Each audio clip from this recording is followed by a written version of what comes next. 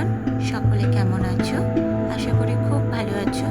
তো আজকে তোমাদের সাথে শেয়ার করলাম আমার মর্নিং এক্সারসাইজের একটা ভিডিও, যেখানে অনেক কটা এক্সারসাইজ রয়েছে, মেনলি ডিপেন্ড করছে সোলজারের উপরে।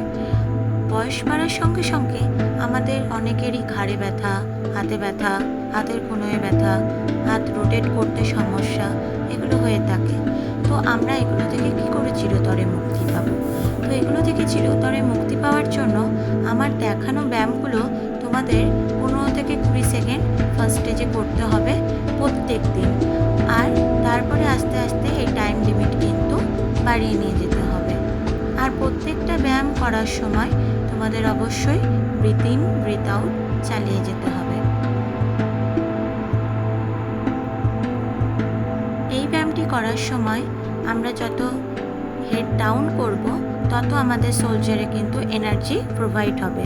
আর হেড ডাউন করার সময় আমরা ব্রিথ ইন করব, আর হেড আপ করার সময় আস্তে আস্তে আমরা কিন্তু ব্রিথ আউট করব।